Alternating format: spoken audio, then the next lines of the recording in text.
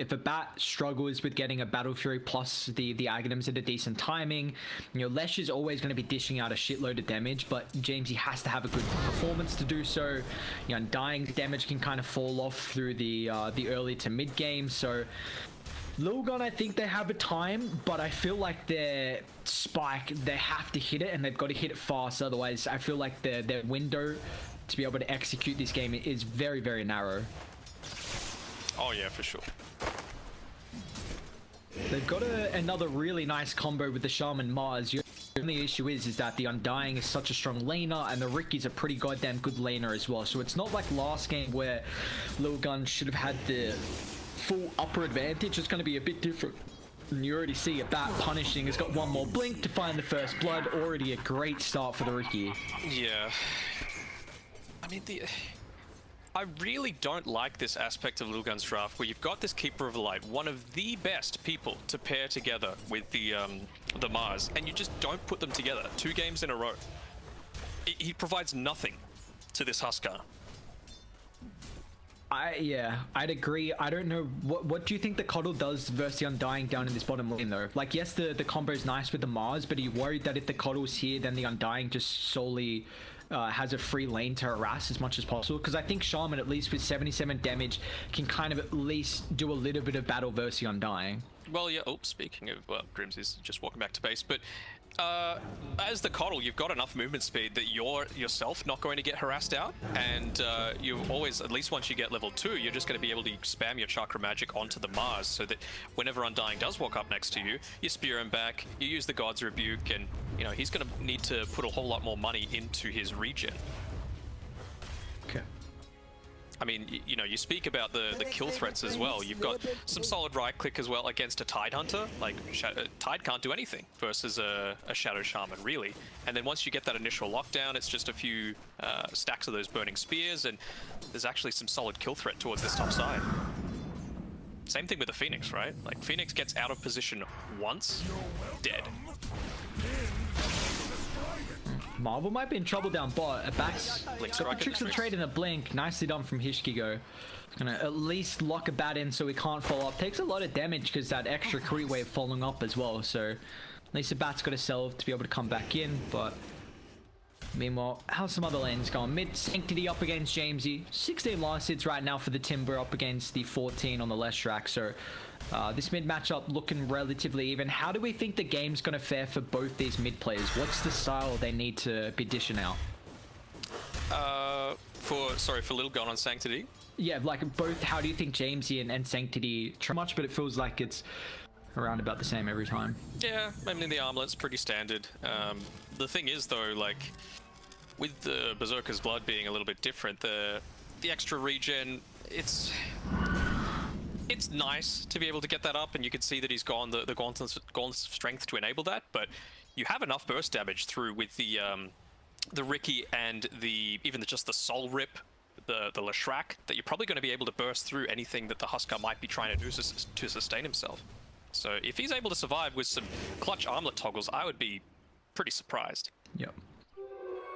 Where did I go? And usually you see Huskar really enabled by a defensive support like the Oracle, or some way to really have this saving factor, and even the Dazzle as well as another example. When he oversteps the mark a little bit too much, really just fully utilizing that mass amount of HP regen and the survivability factor, and just wants a hero that wants to be all up in their grill, but the issue is that they don't really have that capability. I mean, even if they had the Phoenix, I would be feeling a lot more confident. Yeah, exactly. About Lilgun. Yeah. They've been funneling a decent amount of experience through to Van, though, but you can just see, like, I mean, this is with just a Huskar basically bullying him, and he has, I don't want to say no game, but he's a fair way behind where he should probably be. They're pushing him forward, they deal a decent amount of damage with that blinding light, and he's going to have to TP all the way back. But yeah, can you just imagine if they had a Shadow Shaman there instead? Like, he would just be dead. Yeah. Yeah, even that just extra little bit, and the control as well is a big factor, because now you're just TPI'd in that lane without having to worry about a stun. Still waiting for. I feel like this is a game where we're going to see a massive spike in kills and throughout the early to the mid game. So a bit of a slower laning stage. You know, we'll at least get some action as this game continues. You can't do all too much until the ultimates are available on both of these teams. Something I'm a little surprised about is that Abat's going for this diffusal blade. He's been caught out actually here. Some trouble, Marvel. No, he was just a little bit short on his mana, but he had the 6 one-shot. I'm not sure why he didn't spear Abat back into the trees. That's a big misplay. He's going to continue to jump in, Grims. His zombie's such a nuisance right now. Looks like maybe Grims overstepped the mark, though. The tower and the right clicks from the Shaman. Is it enough? He's got 12 decays, so that's actually helping out with the extra strength. Alright, just out Hishgee actually? Still might find him. Nice little movement. Doesn't sticks. It's going to be enough for the other shock. It should be in range. Oh. Just backs off. I'm a little surprised. You know, he had the similar kind of movement speed to the Undying, so we should have been able to hopefully catch up onto him. I think he was just worried about being caught in the fog of war and out of position.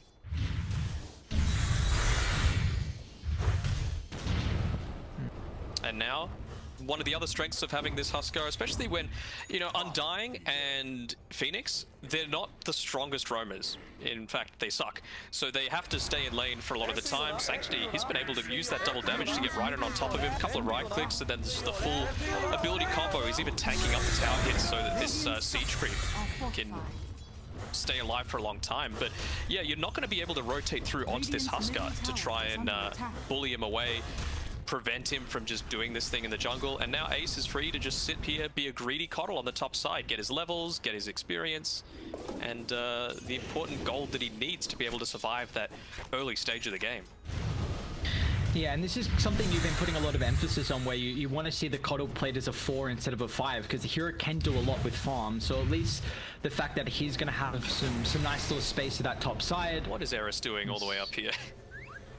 Does have a ward as well, so maybe just trying to keep some tabs on, but even then, like, what are you going to do to stop the Huskar? And if you're not dropping a ward down, yeah, what? No kill potential. Like, I think he actually even missed on the inner fire, so could have been the extra little bit of damage that was needed to be able to take him down. Not the case though. That's Ace is just a nice item to stack. There we go. We'll hopefully get one off for his team. He will. Dire's Very middle nice. tower is under attack. Dumbo, Riki taking some damage here, so going to continue to blink on forward as Marvel getting under the threshold of where he doesn't feel too content with taking engagement. Even Erice is showing up as well. He's got the dive along with 2 points in the fire spirit. With Marvel showing, Erice, does he want to go for it? Looks like he will not. Jamesy, oh, perfect placement. They're so lucky they got a sentry. Okay, never mind. He still just ends up falling, and Jamesy gets all the creeps. Hishgee might be able to cancel the TP, but a bit too late. Man, that's a great kill for the Lesh. He came on through, snagged that, and a lot of creeps. I wonder if he even realized that that's what was happening. You know, he might have just been like, look, I know that they're probably stacking around that sort of area. Let's see if I can clear out any of it. And, well, he was the benefactor. Hishgee, he's going to be able to stack up this small camp at least. Radiant's middle tower is under attack. Always nice to just be able to feed up through a little bit more net worth towards your Timbersaw. This is the sort of timing that you need to be abusing as much as possible. And what's he going for here? What's he building up into? Just a pipe, I guess. Or at least a hood. They've found Huskar again. Or more importantly, just found his creeps. They're not really in a position to contest for any sort of kill, though. It's just Erice being a pain, as usual. Just Erice things. Inside the base, because why wouldn't you be? Yeah. He's always playing on the enemy sides of the map. Like, we constantly see his bounty hunter being such a nuisance, and then he was, you know, sniping Corys with the Phoenix last game too, and no. It seems like he still doesn't change really the playstyle too much, even on a hero that's not the bounty. And you mentioned before the importance of having something like more of a defensive support with this Huskar, just to be able to save him from the initial burst. It's the same sort of thing for a Timbersaw, I suppose, just because you can see Van, he's going straight into the Blink Dagger. That's how they're going to be looking to start every single one of these fights. Van blinks in, gets his Ravage off, they're able to follow that up with a Split Earth from the Leshrac, and that that should be enough to take out most of these heroes, in addition to all of the other magic damage that they're going to be able to pump through. Whereas, you know, if you had something like an Oracle, immediately just false promise, he's able to get out of the team fight, rinse, reset, and it's a completely different outcome. Do you like him going Blink though, just because Dire feels like they have a lineup that has to commit heavily in a fight? Like Huskar jumps in, Timber chains in, Mars is more than likely going to Blink in with the arena. Do you like him going for this? Yes, Radiant don't have a way to start fights, but would you rather than have some aura just to bait Dire into a bad spot and then drop Ravage and just dump everything on their head? I think you do want to abuse the fact that you've had a Leshrac that's had a really good time in lane though, right? Like, sure. It's pretty rare that you have a Timbersaw that's finishing like, what, 700 net worth behind. And speaking of Timber, he's getting recalled in by the Coddle, trying to burst down Erice. And yeah, they're looking to get aggressive as well. Abat, he's caught underneath the tower, so they've still got the vision of him. Okay, the prize here is they drop a couple ultimates, and this is a great timing for Lilgun. You've got a catapult coming through, the big ultimates. You know Sanctity is incredibly tanky. Hishgee wants to try and drop the circle warrants as early as possible. What just happened? He gets the XP. He just dived on in, and then he just, the Leshrac made sure to pop his ultimate. The Pulse Nova was pulsing, double Edict. I didn't see if the Lesh was doing the thing where you you toggle your Pulse Nova on and off. Yeah.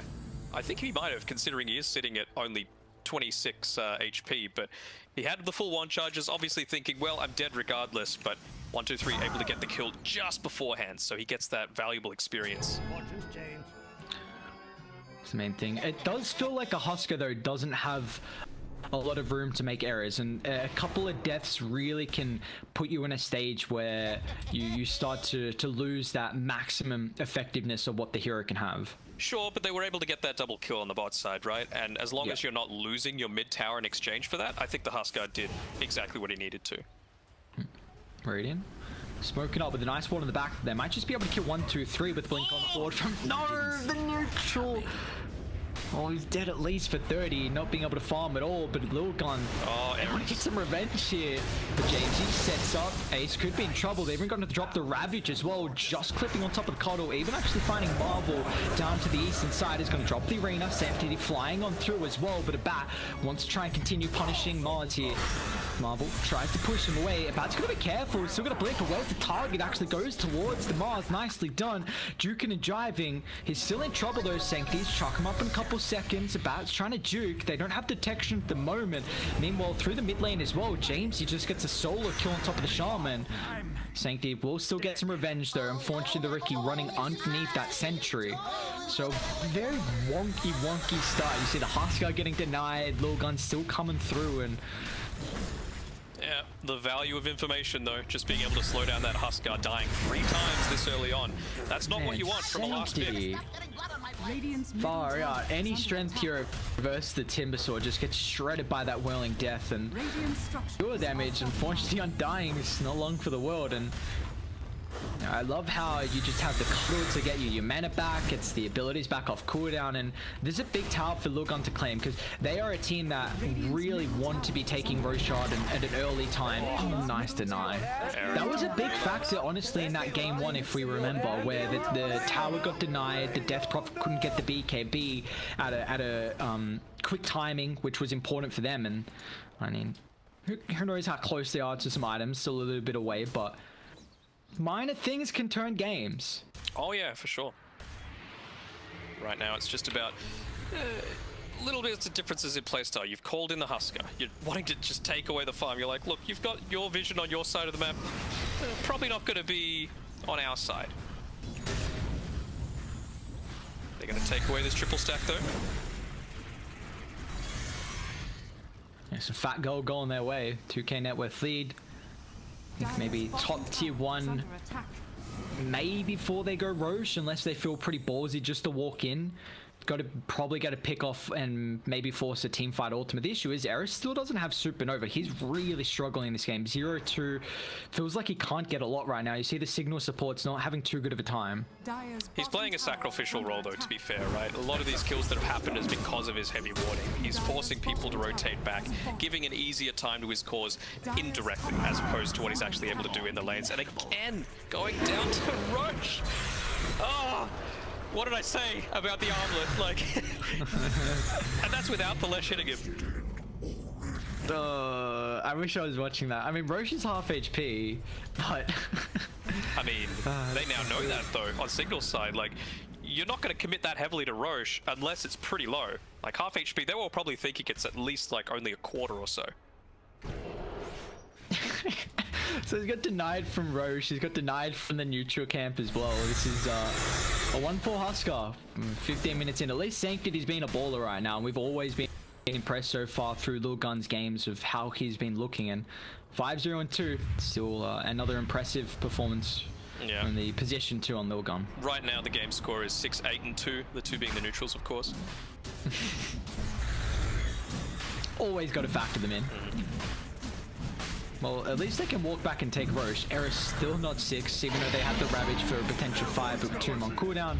And they don't really feel comfortable. But this is the big timing. Always Huskar, first ages, you have to do a lot with it. You really need to find the outer objectives and then shrink the map, because you cannot go late game with a Huskar. This is a hero who does not scale too efficiently at all.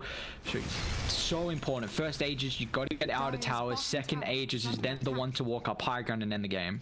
Yeah, I feel like he's the definition of like a roller coaster style carry. He certainly comes back into the equation when he hits level 25 for that Burning Spear's pure damage. No one else on the team is super reliant on it all, and at the end of the day, you've got a Coddle as well, so you can just refresh the mana. I feel like the main priority should be just wiping out these supports through using the Battle Fury and your Ags. You can even just, like, once you get the Ags, you could just get inside the Leshrac. They might just drop Ravage here for Sanctity. He's got a lot of reactive armor stacks at the moment. You see, that's going to enable him to keep his life. Okay. If he didn't have those reactive armor stacks, he ultra dead there. Well, there's the recall he'll just shove in. But yeah, push that top wave. This is a this is a great spot for Dire to fight now. You see, they're dropping Subvision. Potential. Radiant's top tower is under attack. Little surprised that Sanctity isn't actually tanking up this tower right-click damage. They've got mass Serpent Wards, they've got a Timbersaw, and they had a full creep wave plus a siege creep. I don't know about that.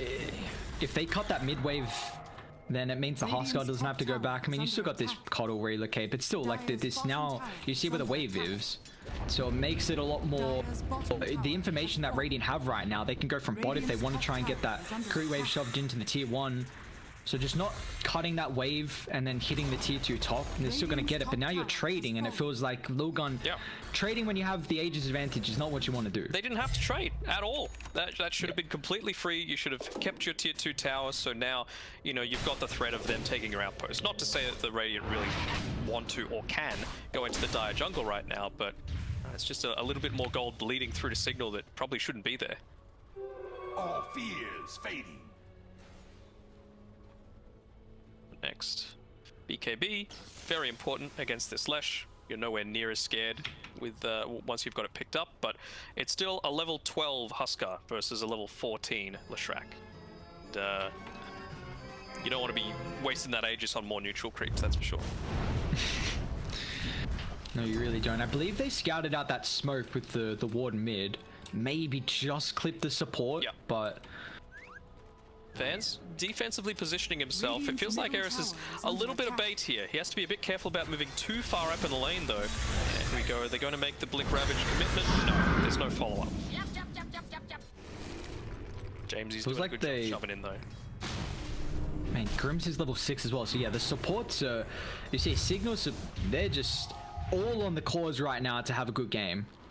Yeah, they got nothing. He's maxed out the Soul Rip though. Let's go, baby. And that's a good death, honestly, from Phoenix, because you're just delaying once again. They've shoved in bot, you cut mid, get the tier 1 tower, you push the wave up top as well. So it's just dire. I mean, this age is getting lower and lower value out of it from 1, 2, 3. They've got another minute 20 left, and they're trying to set up on Marvel down bot too. You could say it's a farming Aegis though, but yeah, they're going to be able to pick off Marvel again. His Mars just doesn't feel anywhere near like the level of impact that it should be when you've got this Coddle to pair together with it. Yeah, yeah, it's looking grim at the moment. Van shoving out by a Coddle. Good old Coddle things, just push him away. Make sure you get a bounty. Just be this aggressive 5. Such a strong support here. Yeah, this love seeing it picked this up. farming Aegis that the Huskar's been able to get. Sure, you're going to be able to pick up your BKB because of it, but in the meantime, now the Tidehunter's got a mech. Now the Leshrac has a BKB, so it's not like the game freezes when you're trying to get this big farm.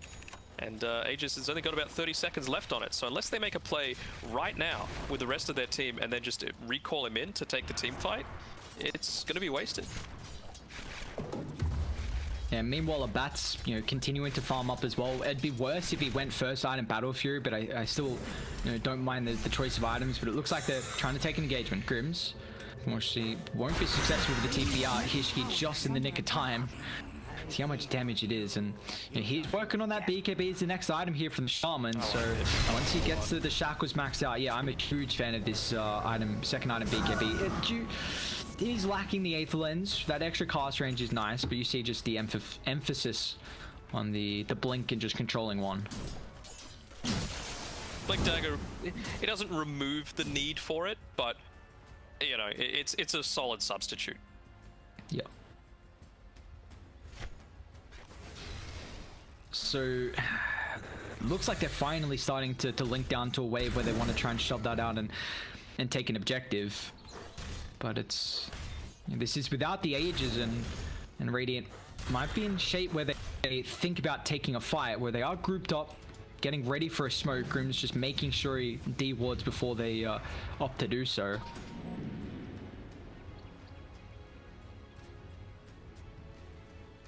I wouldn't mind seeing them honestly just run top, because if you keep that shoved in and now Leshrac pressures the tier 2, then you at least trade towers.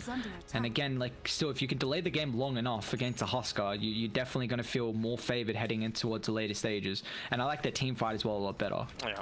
They got a smoke though, they're just sitting behind a Abat here, and well, you have to be scared because you don't know where the rest of the team is. You've got a Leshrac on your side. That is a lot of tower push potential. Dire's middle tower is under attack. Dire's structures are They're fortified. smoked up as well. Oh, here we go. They even popped the defensive glyph. A double use to be able to protect your own creep wave, but who's going to catch out who here? Marvel's first.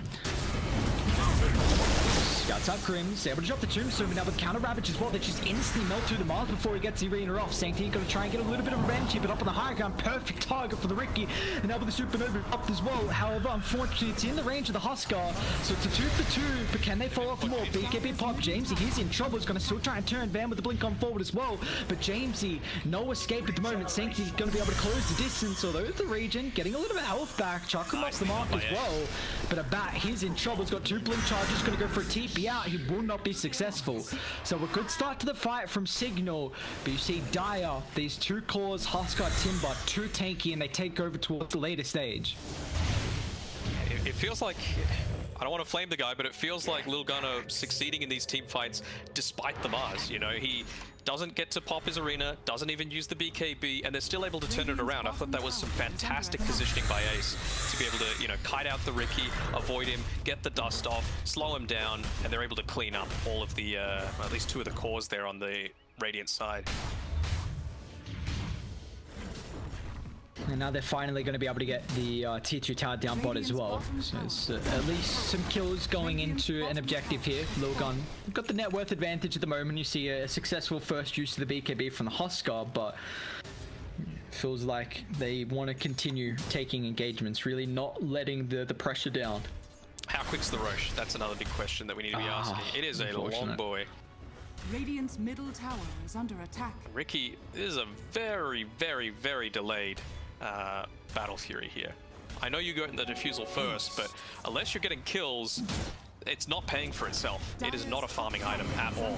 Whereas, you know, obviously Battle Fury, it's multifaceted. You can use it to farm, you can use it to split push, you can use it for team fights. Just not really feeling the defusal unless it's like, you know, a Dusa, for example, or a Storm Spirit, or something like that, where you need to be able to burst someone down and just remove all of their mana super early on into a team fight.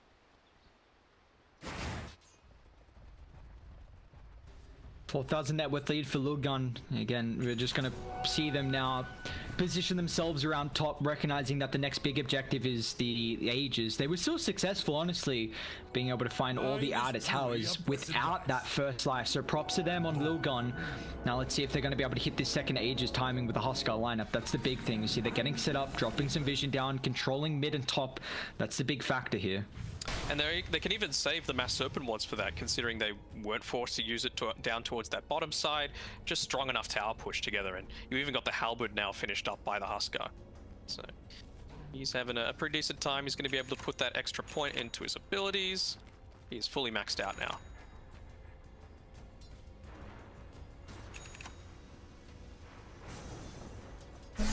Alright, Battle Fury complete.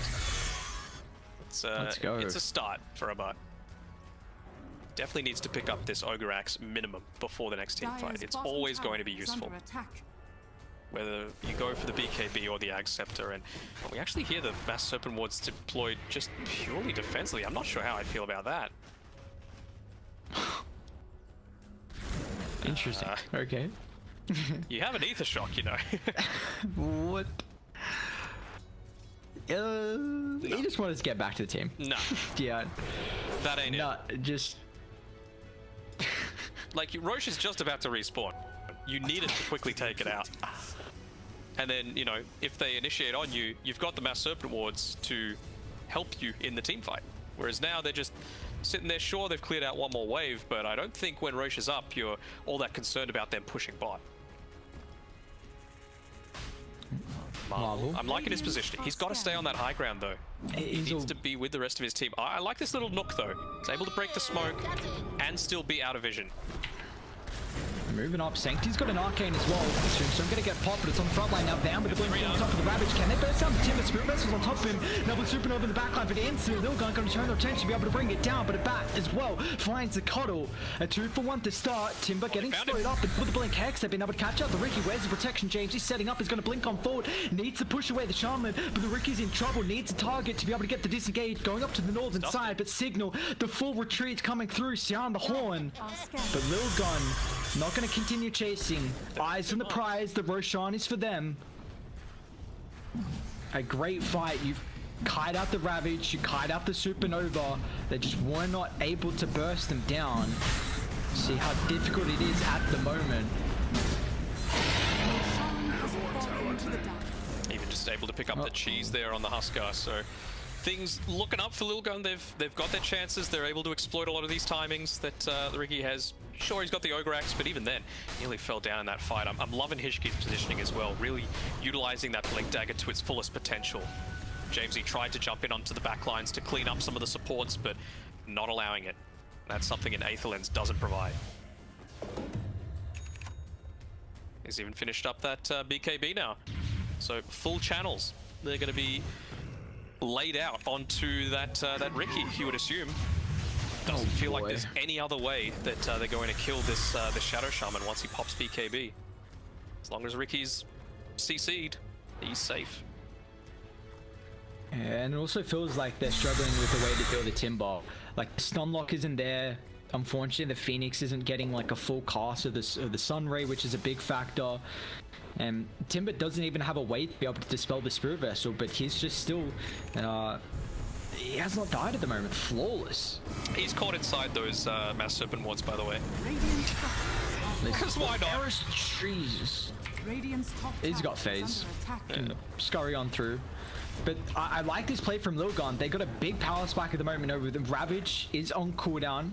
Supernova's back up already. The tier 3 is about to drop. Sanctity playing very aggressively. So is Huskar.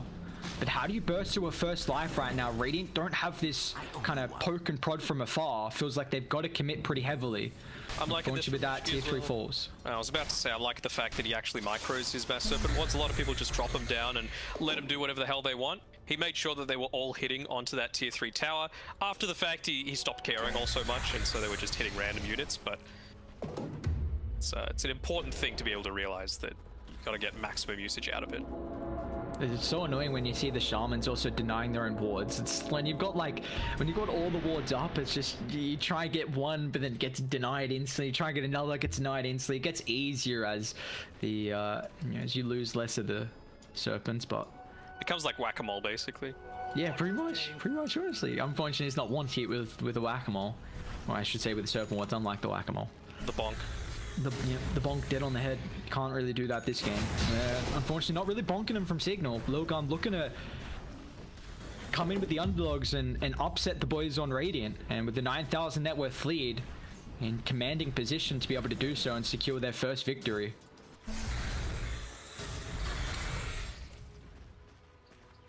Just feels like the impact that we're getting from the two supports on Lilgun compared to the supports on Radiant is a lot more effective in this third game. Like the Supernovas hasn't been as strong as his previous game 1 and game 2. The Undying, not really a factor. The Tombstones haven't been in the greatest spot as well.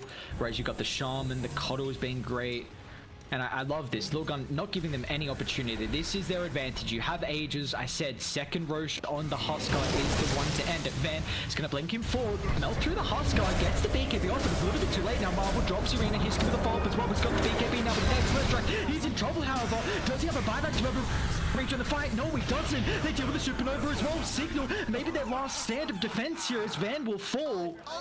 Abat, he's able to get out here, but he has to pop his BKB himself. And there was that first they deal with the life. The BKB from Hishgee coming in. He just blinks right into the middle of that arena. Why not? You know, it's cutting off half the people from joining the team fight. He gets the full shackle off onto the Leshrac, and like you said, he just bought out, so he doesn't have a buyback for this.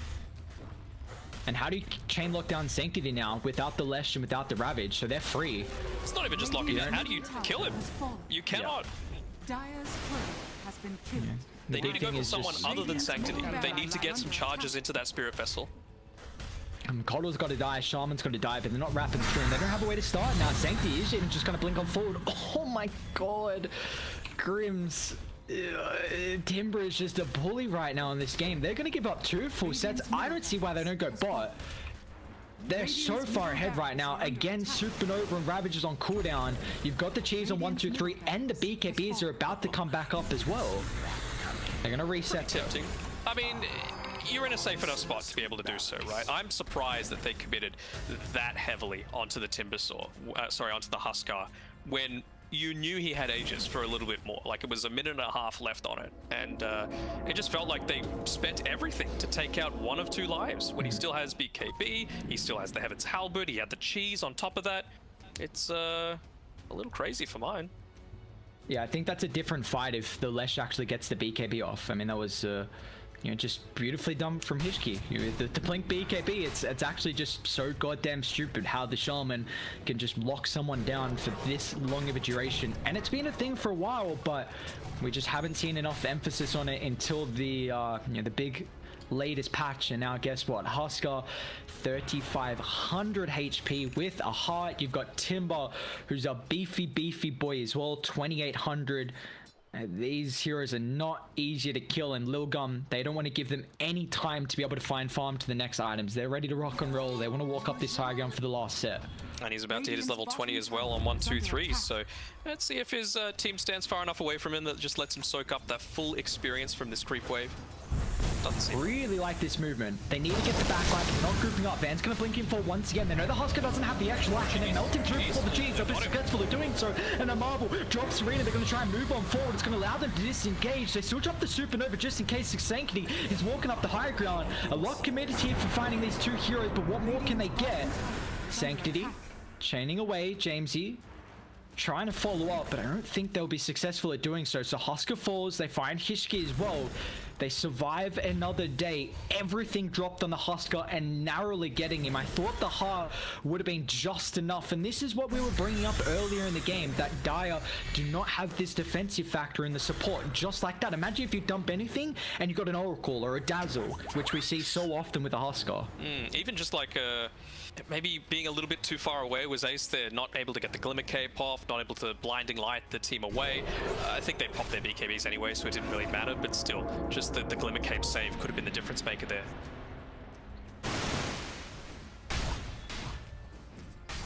Cignal at least stand another day, but at least the Bat's getting closer and closer towards the Aghanims.